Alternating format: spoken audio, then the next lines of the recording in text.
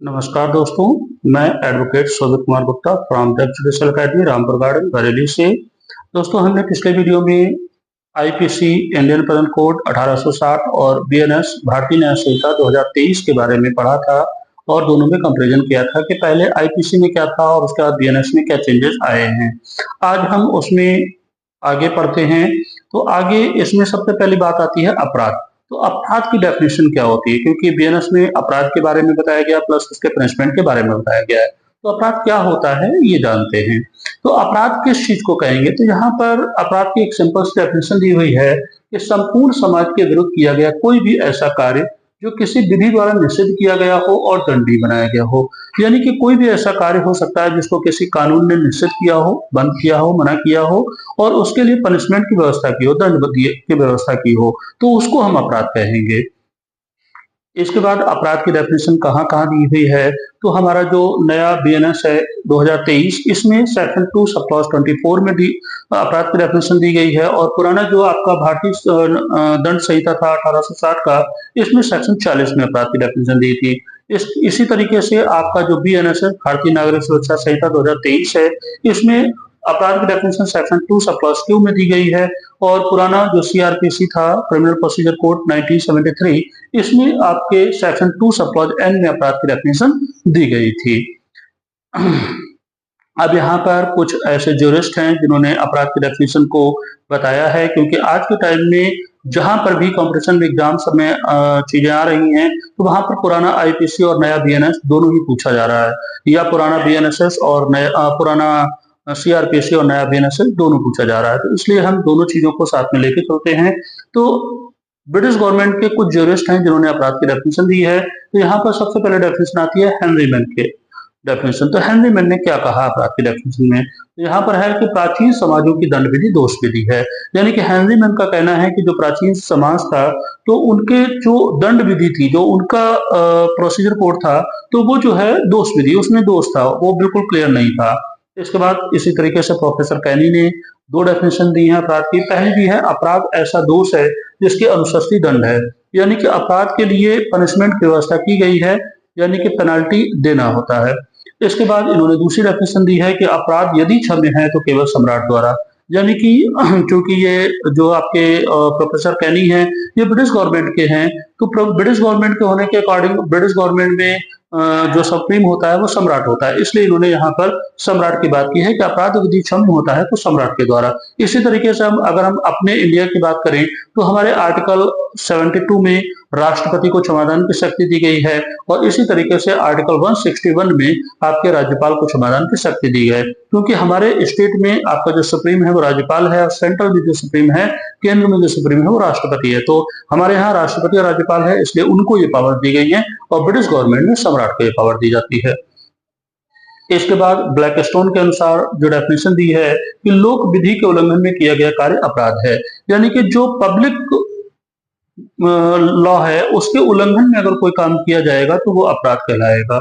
इसी तरीके से सर जेम्स स्टीफेंस, जिन्होंने आपके पुराना भारतीय साहित्य अधिनियम 1872 के रचयिता भी हैं, इन्होंने लिखा था, उसके रचयिता हैं, इन्होंने भी अपराध की डेफिनेशन दी है कि अपराध विधि द्वारा निषिद्ध और समाज के प्रतिकूल दोनों होता है।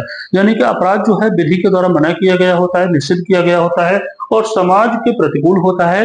यानी कि ये दोनों चीजें इन्होंने यहाँ पर जोड़ी हैं कि समाज के विरुद्ध कोई काम होगा या उसके प्रतिकूल में कोई काम करेंगे तो भी उसको अपराध कहेंगे और विधि के द्वारा तो उसको मना किया ही हुआ है। तो इस तरीके से हमारी चार डेफिनेशंस, हेनरी मैन, प्रोफेसर कैनी, ब्लैकस्टोन और सर जेम्स स्टीफेंस, इन चार लोगों ने अलग अलग डेफिनेशंस अपराध की दी हुई हैं। इसके बाद हम आते हैं अपराध के आवश्यक तत्व पर। तो अपराध के आवश्यक तत्व क्या होते हैं, यानी कि क्या क्या चीजें जरूरी हैं जब कोई अपराध होगा। तो चूंकि अपराध जो है वो कहीं भी कोई जानवर नहीं कर सकता या कुछ भी नहीं कर सकता, क्योंकि हम उस पर बीएनएस अप्लाई नहीं कर सकते या आईपीसी अप्लाई नहीं करते हैं, क्योंकि हम अप्लाई किस पे करेंगे, मानव प्राणी पर। तो इसका सबसे पहला जो आपका आवश्यक तत्व होगा वो होगा मानव प्राणी, यानी कि ह्यूमन बीइंग। इसके बाद वो मानव प्राणी जो है वो दुराशय कर सकता है, क्योंकि जो आपके जानवर हैं उनके मन में दुराशय नहीं हो सकता, उनको छेड़ोगे तो वो काटेंगे और उस तरीके से जो है या कोई उनको उकसाएगा तो करेंगे, लेकिन उनके मन में दुराशय नहीं हो सकता। तो दुराशय केवल मानव प्राणी धारण कर सकता है। इसलिए दूसरा इसका जो एसेंशियल एलिमेंट आवश्यक तत्व है वो है दुराशय, और दुराशय के अकॉर्डिंग कार्य या लोभ, यानी कि कोई कार्य करना या कार्य न करना जिससे कि किसी व्यक्ति को क्षति हो सके। यानी कि चौथा जो आवश्यक तत्व है वो है क्षति। यानी कि ये 4 चीजें जब तक नहीं होगी तब तक कि अपराध कंप्लीट नहीं होता है। जैसे कि एग्जांपल है कि आप जो हैं ए नामक व्यक्ति है और उसकी दुश्मनी हो जाती है, बी से लड़ाई झगड़ा हो जाता है। वो बी को पहले तो वो मारा प्राणी हो गए दोनों। उसके बाद उसके मन में आया कि नहीं, बी को मारना है, जान से मार देना है। कैसे मारना है? तो वो क्या करता है कि वो दिमाग लगाता है कि ठीक है, इसको पॉइजन खिलाएंगे, पहले दोस्ती बढ़ाएंगे, इसको चाय पे बुलाएंगे और पॉइजन खिला देंगे। तो पॉइजन मिला के पिलाया, यानी कि उसके मन में दुराशय आ गया।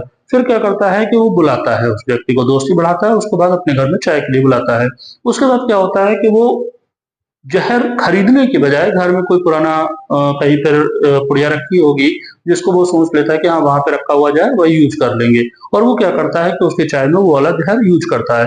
जबकि होता ये है कि वो जो पुराना जहर जहां पर उसने रखा होता है कि वहां से वो पुड़िया जो है उनके यहाँ किसी ने चेंज करके उस पर शुगर की यानी कि चीनी की पुड़िया रख दी होती है। और वो चीनी की पुड़िया जो है उसके चाय में मिला देता है, यानी कि कार्य तो कर दिया।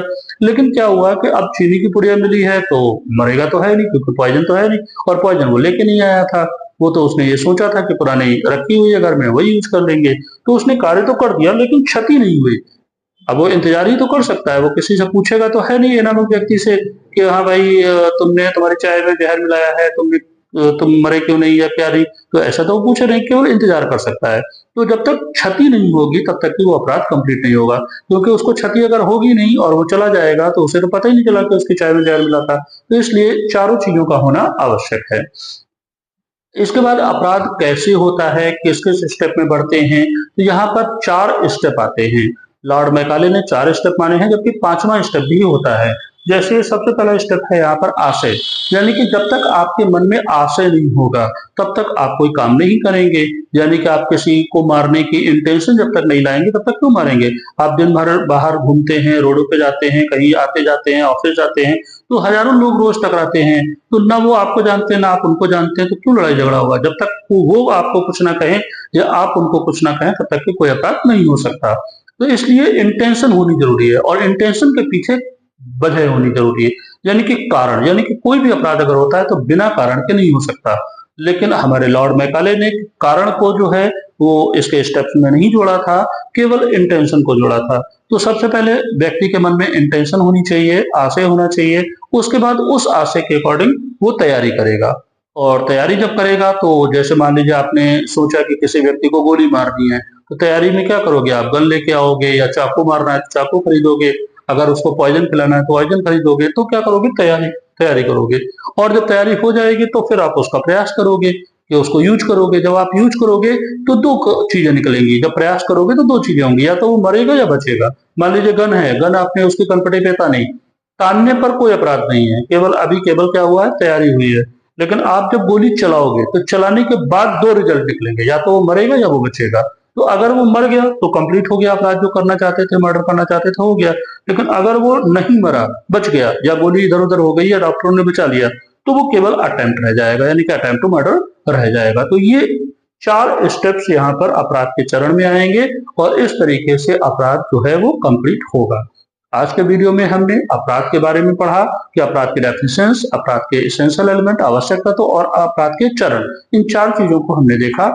और हमारे YouTube चैनल को लाइक कीजिए, सब्सक्राइब कीजिए, जिससे कि आगे के वीडियोस आपको मिलते रहें। इसके आगे का वीडियो जो है, यानी कि जिसमें हम सेक्शन वाइज स्टार्ट करेंगे, इसको हम अगले वीडियो में स्टार्ट करेंगे, जिससे कि आपको आसानी हो सेक्शन वाइज पढ़ने में। धन्यवाद।